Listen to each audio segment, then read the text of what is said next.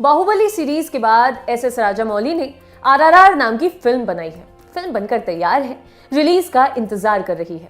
Pandemic जाए तो picture आए। ये फिल्म तमाम वजहों से चर्चा में बनी हुई है। सबसे बड़ी वजह है खुद इसके डायरेक्टर राजामौली। राजामौली अब फिल्में नहीं, इतिहास बनाते हैं। फिल्म के चर्चा में होने की दूसरी वजह है इसकी स्टार कास्ट। रामचरण और NTR junior south Indian cinema के सुपरस्टार्स हैं। उन्हें एक साथ ला पाना किसी और फिल्म मेकर के बस का नहीं है। अगर साथ लाते भी तो उनकी टैलेंट और स्टारडम के साथ न्याय होने की गारंटी नहीं रहती। तीसरी वजह है इस आरआरआर का हिस्ट्री से कनेक्शन होना। यही चीज इस फिल्म को लेकर सबसे बड़ा कंफ्यूजन क्रिएट कर रही है।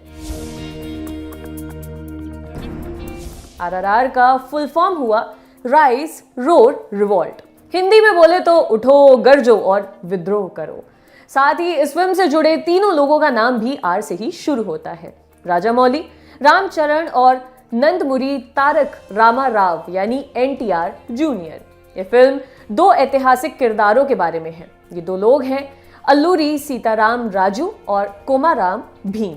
ये लोग आंध्र प्रदेश तेलंगाना से आने वाले रियल लाइफ फ्रीडम फाइटर थे। मगर इस फिल्म में जो कहानी दिखाई जानी है वो फिक्शनल है, असली लोगों की फिक्शनल कहानी।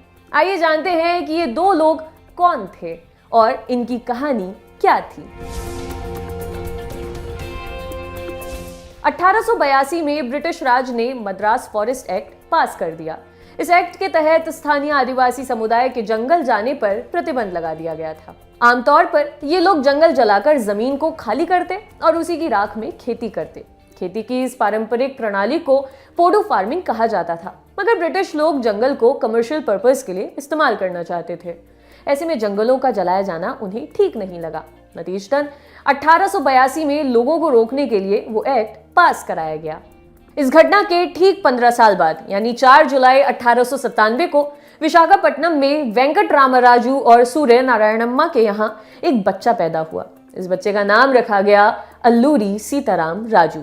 सीताराम राजू को 1922 से शुरू होकर 1924 तक चले रामपा विद्रोह का नेतृत्व करने के लिए जाना जाता है। ब्रिटिश सरकार के हाथों पास हुए इस एक्ट के प्रति लोकल लोगों में गुस्सा था, मगर उनके हालात ऐसे थे कि वो कुछ कर नहीं सकते थे। ऐसे में 25 साल के सीताराम राजू ने उन लोगों को साथ लेकर ब्रिटिश राज के खिलाफ विद्रोह छेड़ दिया। 1922 में शुरू हुई इस लड़ाई को रामपा विद्रोह कहा गया। सीताराम राजू ने सैकड़ों लड़ाकों के साथ मिलकर पुलिस स्टेशनों पर छापे मारे, उनके हथियार और गोला बारूद लूटे। ब्रिटिश पुलिस फोर्स की जो भी टीम उन्हें पकड़ने के लिए भेजी जाती वो उसे मार देते। हालांकि इतनी भागम भाग के बाद 7 मई 1924 को ब्रिटिश फोर्स ने चिंतपल्ली के जंगलों में सीताराम राजू को घेर लिया। वो सीताराम राजू की मौत को क्रांतिकारियों के बीच कड़ा संदेश भेजने के लिए इस्तेमाल करना चाहते थे, ताकि कोई ब्रिटिश सरकार के सामने खड़े होने की हिम्मत ना कर सके। सीताराम राजू को पकड़कर पास के कोयूरी गांव ले जाया गया। उन्हें पेड़ से बांधा गया और लोगों के सामने गोली मारकर उनकी हत्या कर दी गई। द हिंदू में छपी एक रिपोर्ट के मुताबिक इस रिबेलियन को कुचलने में ब्रिटिश को 2 साल का समय लगा और उसके लिए तकरीबन 40 लाख रुपए खर्च करने पड़े। ये चीज खुद इस विद्रोह की सफलता की तस्दीक करती है। कोमाराम भीम का जन्म तेलंगाना में आदिलाबाद जिले के संकपल्ली गांव में हुआ था। जन्म की तारीख 22 अक्टूबर 1900 बताई जाती है, मगर साल को लेकर कंफ्यूजन रहता है। भीम का बचपन बड़ी दिक्कत में गुजरा। उन्हें किसी तरह की फॉर्मल एजुकेशन नहीं मिली। उन्होंने अपने लोगों की दुर्दशा देखी। पुलिस से लेकर व्यापारियों और जमींदारों के हाथ होता शोषण देखा। जिंदा रहने के लिए भी संघर्ष किया। गांव के लोग जंगलों में पोडू खेती से जो भी फसल उगाते उसे निजाम के लोग छीन कर ले जाते, ये कहकर कि जिस जमीन पर फसल उगी है वो उन लोगों की है ही नहीं। इन पीड़ित आदिवासियों के खिलाफ जब भीम के पिता ने आवाज उठाई तो उन्हें जान से मार दिया गया। एक बार फसल की कटाई चल रही थी, तभी वहां पटवारी लक्ष्मण राव और निजाम के पट्टेदार सिद्दीकी आए। उन्होंने गोंड लोगों से टैक्स भरने को कहा, गाली गलौज की और परेशान करने लगे। बात बढ़ गई और कोमाराम भीम के हाथों सिद्दीकी की हत्या हो गई। जान बचाने के लिए भागना पड़ा। इसके बाद एक प्रिंटिंग प्रेस में काम करना शुरू किया। वहाँ अंग्रेजी, हिंदी, उर्दू लिखना सीखा। जब प्रेस बंद हुआ तो असम के चाय बागानों में काम करने लगे।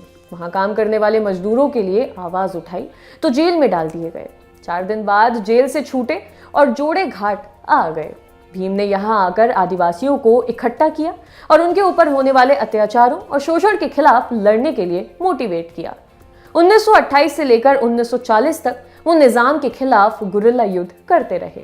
कई रिपोर्ट्स में ये दावा किया जाता है कि कोमाराम भीम निजाम से मिलकर आदिवासियों की समस्या पर चर्चा करना चाहते थे, मगर वो प्लान वर्कआउट नहीं हुआ।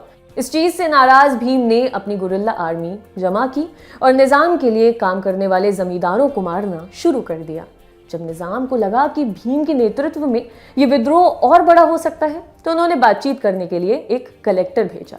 निजाम का ऑफर था कि सभी किसानों को उनकी जमीन का पट्टा वापस कर दिया जाएगा, साथ ही कोमाराम भीम को भी कुछ जमीन दी जाएगी, मगर भीम ने नेगोशिएट करने से मना कर दिया। फाइनली भीम और उनकी आर्मी से निपटने के लिए निजाम ने अपने 300 सैनिक जोड़े घाट भेजे। इन सैनिकों से लड़ते हुए कोमाराम भीम और उनकी आर्मी सितंबर 1940 में शहीद हो गई। एसएस राजामौली बताते हैं कि उन्हें आरआरआर को बनाने का आइडिया चे गुवेरा की डायरी पर बनी फिल्म द मोटरसाइकिल डायरीज देखने के बाद आया। उन्हें अल्लूरी सीताराम राजू और कोमाराम भीम की कहानी पता थी, मगर जब उन्होंने रिसर्च शुरू की तो उन्हें कुछ दिलचस्प बातें पता चली। सीताराम राजू और कोमाराम भीम तकरीबन एक ही राज्य में कुछ सालों के अंतराल पर पैदा हुए। दोनों कुछ सालों के लिए अपने गांव घर से गायब रहे। जब लौटे तो अपने ब्रिटिश राज के खिलाफ बंदूक उठा लिया, अपनी आखिरी सांस तक लड़े और फिर शहीद हो गए, मगर रियल लाइफ में ये दोनों एक दूसरे से कभी नहीं मिले।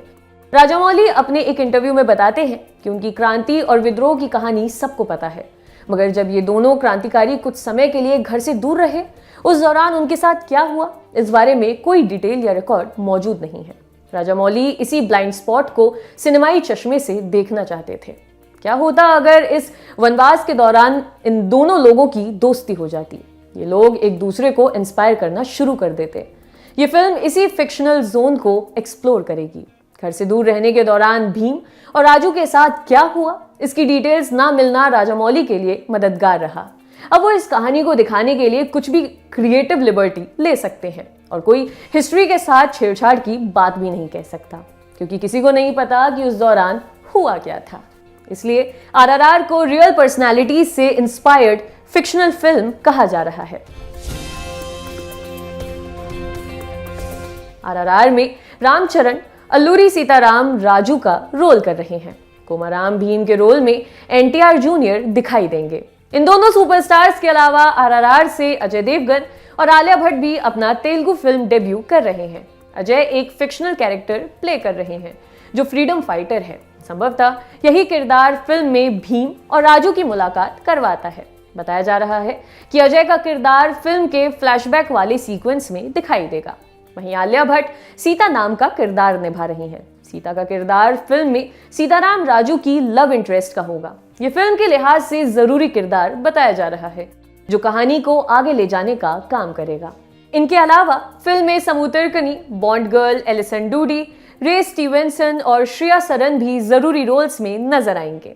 आपके लिए एपिसोड लिखा था हमारे साथी श्वेतांक ने। देखते रहिए द लंदन टॉप।